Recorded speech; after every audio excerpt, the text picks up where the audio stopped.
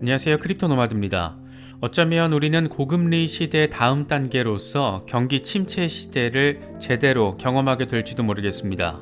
최근 등장하는 데이터들이 동일하게 경기 침체를 향하고 있기 때문입니다. 뉴욕 증시는 미국의 노동시장이 둔화되고 있다는 것을 보여주는 지표가 하나 더 추가되면서 혼조세로 장을 마쳤습니다. 이번에 공개된 것은 미국 민간기업 고용 수치인데 3월 민간 고용이 2월 대비 10만 개 이상 줄어든 것으로 나타났습니다.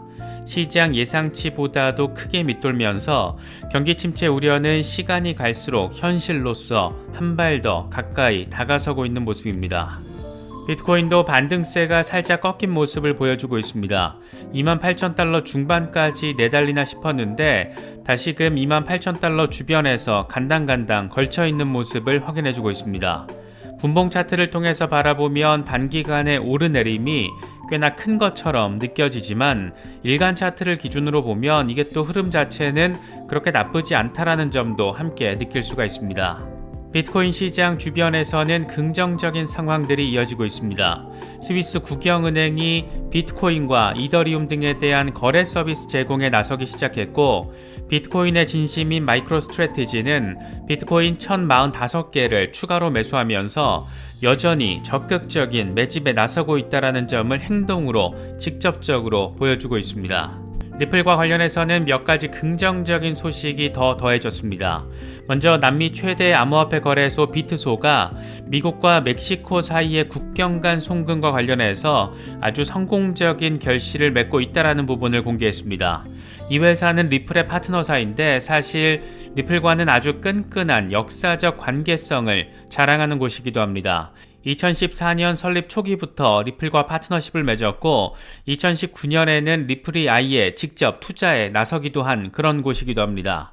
지금 이 남미 최대 거래소의 거래량 60% 가까이가 XRP가 차지하고 있다고 하는데 이건 참 대단한 수치이자 상당한 의미가 아닐까 생각됩니다. 3월 한 달 동안 유니스왑의 현물 시장 거래 규모가 716억 달러로 집계가 됐는데 이건 코인베이스보다 45% 더 많은 수치로 확인이 됐습니다.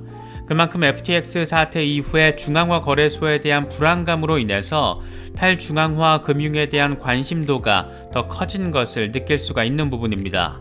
셀프 커스터디에 대한 관심 역시 같은 맥락에서 해석할 수가 있는데 내 자산을 어디에 어떻게 보관할 것인가 이런 당연한 질문에 대한 대책 가운데 하나로 나름의 선택지 역할을 하고 있습니다. 저 역시 일부 물량은 디센트 월렛에 보관하고 있는데 중장기 대응하시는 분들에게는 이제 더 이상 선택의 문제는 아닌 것 같습니다. 뭐든 정답이 없고 뭐든 100% 안정성이 보장되지 않는 시장이다 보니까 탈중앙화 거래소를 이용하는 것이든 셀프 커스터디로 보관하는 것이든 나름의 리스크 관리 차원에서 접근해야 하는 부분이 아닐까 생각됩니다. 셀프 커스터디에 대해서 관심이 있으신 분들은 오른쪽 상단 카드를 클릭하시면 저희 채널과 파트너십을 맺고 있는 디센트 월렛을 특별 할인 가격에 구매하실 수 있습니다. 특정 거래소나 코인 이체 등과 관련된 문의는 디센트 고객센터를 통해서 확인하실 수 있습니다. 그럼 이번 영상 시작하겠습니다. 먼저 뉴욕 증시 3대 지수는 혼조세로 장을 마쳤습니다. 혼조세로 마감하긴 했지만 사실 분위기를 보면 상당히 어두웠다라고 할 수 있고 나스닥의 경우에는 사흘 연속 하락세를 확인했습니다. 미국의 경기 침체 우려가 시간이 갈수록 고조되면서 시장을 압박했다라고 바라볼 수가 있습니다. 경기 침체 우려를 키운 것은 이번에도 노동 데이터였습니다. 안 그래도 일자리 수 줄었다, PMI 상황도 안 좋다 이런 데이터들로 인해서 이번 주에 계속 시장이 눌리던 상황이었는데 이번에는 3월 민간기업 신규 고용 규모가 2월 대비 10만 명 넘게 빠지면서 14만 5천 명을 기록하며 노동시장 둔화 상황을 확인해줬습니다. 시장의 예상치였던 21만 명과 비교를 해도 크게 악화된 숫자라는 점을 느낄 수가 있습니다. 이 같은 노동시장의 상황이 한 번 더 확인되는 것은 한국 시간으로 4월 7일 밤입니다. 신규 일자리 보고서가 공개되는데 시장에서는 2월에 31만 개보다 크게 준 24만 개를 예측하고 있습니다. 예측치 수준으로만 나와준다라면 이것보다 조금 더 악화된 숫자로 나와준다라면 노동시장 악화 방향성이 잇따라 확인되는 것으로 바라볼 수가 있고 경기 침체 우려가 커지면서 미국 연준의 금리 인상 정책에 있어서도 부담 요인으로 작용할 가능성이 높습니다. 이 같은 상황들이 사실은 미국의 고강도 금리 인상에 따른 역풍의 관점에서도 바라볼 수가 있는데, 이런 와중에서도 연준에서는 매파적인 멘트가 더해지고 있습니다. 이번에는 클리블랜드 연은 총재 로레타 메스터가 연준의 기준금리가 5%를 웃도는 수준으로 더 올라가야 한다라고 강조했습니다.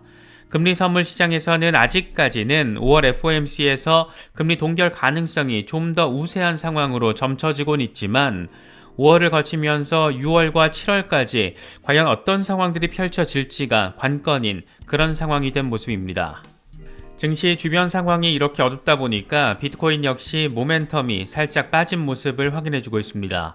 28,500달러까지 잘 반등해주나 싶었는데, 그래서 이번에는 3만 달러 내다볼 수 있다, 이런 기대감 갖게 만드는 상황인데, 다시금 28,000달러 초반, 27,000달러 후반까지 후퇴하는 모습을 보여주며, 이대로 추가 조정 살짝 받고 반등세를 이어갈 수 있을지, 아니면 최악의 경우에는 다시 한번 25,000달러 리테스트 상황을 바라봐야 할지 주목되고 있는 상황입니다.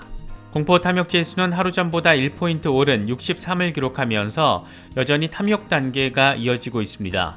비트코인 도미넌스는 살짝 빠졌는데 47% 수준에 걸쳐 있는 상황입니다. 여기서 도미넌스가 조금 더 후퇴를 해주면 알트코인들이 힘을 받아줄 수도 있는 상황이라서 알트 강세장에 대한 기대감을 갖게 만드는 수치라고도 할 수 있습니다.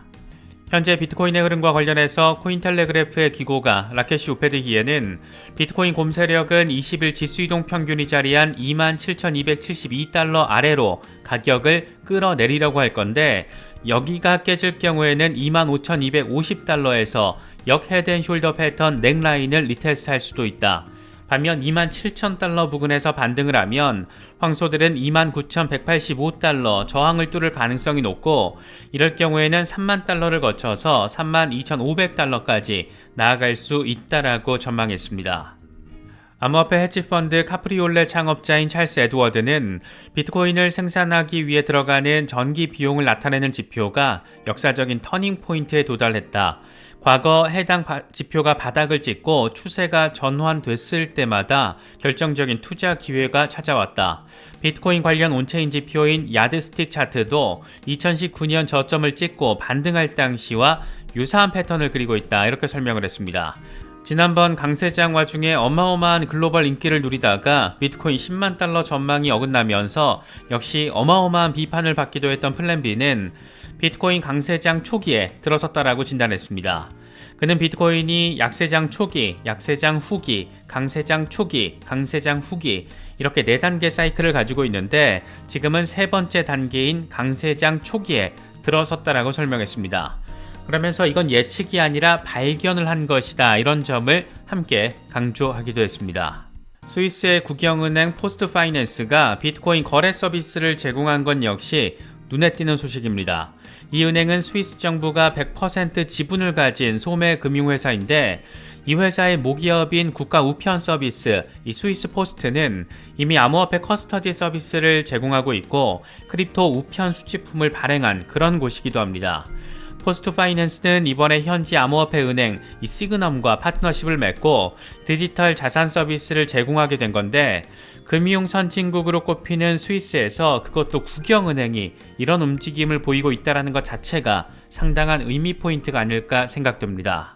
비트코인의 진심인 마이클 세일러의 마이크로 스트래티지는 이번에도 비트코인 추가 매수를 단행했습니다.